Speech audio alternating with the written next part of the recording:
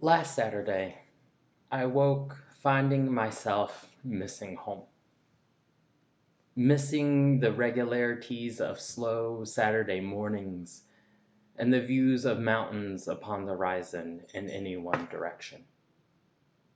I found myself thinking back to the mornings when I was young as I spent them with my grandfather out on the porch swing, or giggling with my cousins around picnic tables as we gathered for cookouts to celebrate graduations and Mother's Day, as we normally do during this time of the year.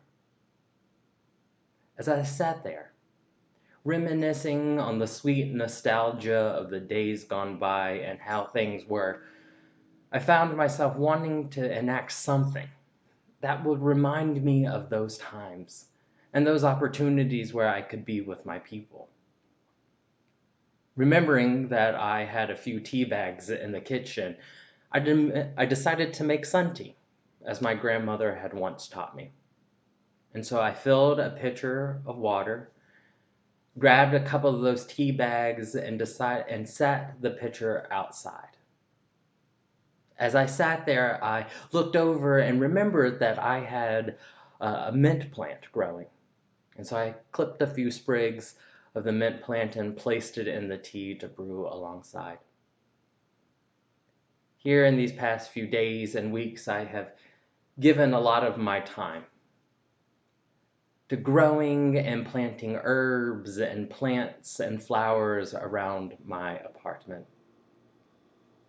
A spiritual practice, if you think about it really. One that has brought me comfort and support of creating new life in these odd and unexpected moments. While I have turned to flowers in its real growth form, my roommate has turned to coloring flowers in her flower mandala coloring book. Now, Julia has done this from time to time, whether it was during breaks from the academic year or during high stress periods during exams time. But here in these last few weeks, I've noticed Julia spending more and more time curled up on the couch, bundled up in a blanket, coloring feverishly away with no cares in the world to give. Her drawings, her colorings are dotted with deep, rich purples and blues and greens and sharp pinks and yellows and reds. The vibrancy of those colors, the diversity of those colors in a way, reminds me of the flower celebration that we would be engaging with one another this morning if we were together.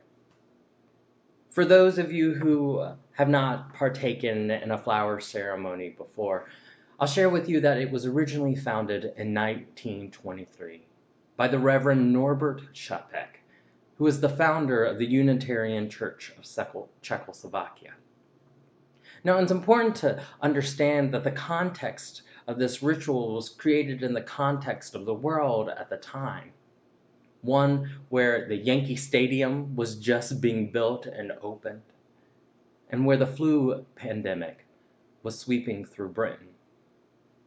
In Prague, particularly at the time, they had just experienced the dethroning of the last Habsburg emperor, and the country had just received its independence.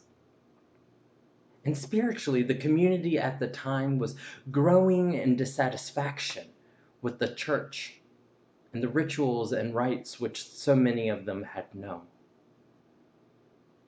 Knowing well that rites and rituals, symbols and signs need to be reinvestigated, reimagined, and reclaimed from time to time, Reverend Chapek created the flower ceremony as a way to symbolically bind the congregation to one another, using the elements of their landscape around Prague and Czechoslovakia. At the core of the ritual is three central aspects. The first being congregants, members of the community, gathering flowers that they found beautiful and inspiring, and bringing them to the church on the Sunday morning. There, the difference of the flowers And the giving of the flower and placing it in the basket in the vestibule or upon the altar represents how the community, any one of us in this day, chooses to freely associate by choice with one another. Once placed in the basket or vase, it is a symbol of the united church fellowship. By the end of the ceremony, once the flowers had been consecrated and shared, each signifies once more the diversity and the sharing and the abundance that represents within the congregation. The abundance that exists between and amongst all of us. How the individual flower's beauty is magnetized in the collective bouquet. Reverend Norbert's wife, Reverend Maja, introduced this ritual several years later at the First Parish of Cambridge and then shared that it was a ceremony, a program for both the old and the young. So adapted to carrying the message of fidelity and the devotion to all united in fellowship and in the community of the sublime, and to symbolize the communion of humanity. The ritual itself and how we freely associate and share and give the flowers goes on to show the great art of living with one another. This art, this practice, is a means by which we create beauty in our lives and in the lives of those we live amongst. Now, often, beauty has been described kind of haphazardly as being something simply within the eye of the beholder, and rightfully so, because what I might find beautiful, you might not find beautiful, and that's wonderful. That's great. But beauty in this sense is more than just the aesthetic appeal of any one thing. It is truly about the alignment of the inner and the outer, the alignment of those emotions, of our histories, of our hopes and our fears and our pain, in alignment with the outside world, and the synergy those two things create together. Jane Bishop Haltman talks about this as a moment of beauty which gives way to a moment of wholeness, of completeness, of a lateral feeling. To experience such emotions, we must readjust our minds as they are sometimes cantankerously wound up in what we perceive as being rational, as to experience such sublime wholeness. Our elder and ancestor, the Reverend Forrest Church, speaks to the tensions and the tugging and pulling between reason and rationality as he shared that this is within the realm of myth and parable, of poetry and paradox. Wholeness cannot be achieved until those two realms of reason and rationality, of sign and symbol, face and fancy, are explored as one. By sophisticating our minds against the mystery of power so beyond our control and understanding as to be unimaginable, we lose our sense of humility and awe. We take then the creation for granted, he goes on by saying, rather than receiving it with fitting gratitude. This is the moment where beauty becomes a moment of wholeness. And we create this beautifulness through acts of beautiful creation. Now, I understand that finding beauty in moments such as this, in this moment of the great turning and the great unraveling, might be hard, and rightfully so.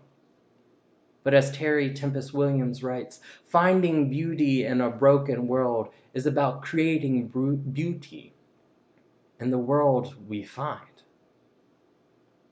So, how do we find beauty in a moment like this? When the rituals and ceremonies that we would normally celebrate together can't be done as usual. I propose that in moments such as these, we take part in the spiritual exploration, the spiritual practice of creating beauty in our day-to-day lives.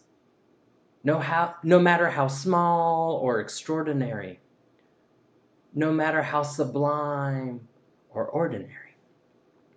We can do this by expressing simple gratitude of saying, thank you. Thank you for the call. Thank you for the email. Thank you for the text message. We can do the reverse and send an email or a phone call by checking in on one another. We can listen to music and let it sink into our spirit and actually feel it. We can create beauty altars, spaces where the inner landscape of our souls can match the outer terrain of our being. And again, and let it all feel and just be. I leave you this morning with the words of the song Ketnova, written by Reverend Chapek. This, translated, was the traditional song or the flower song that his congregation used during the debut of the flower ceremony. You are the symbol of humanity, of beautiful love next to all other blossoms in the timely vase. There are no barriers here. Everybody is each other's. The harmony of our souls unite us as one. And in every blossom, the other is connected. All are dear and holy to all. If I take one, I welcome the all, and I count them as related in God's Spirit. May we give ourselves the space to create beauty in our world as it matches our interior lives and our external lives.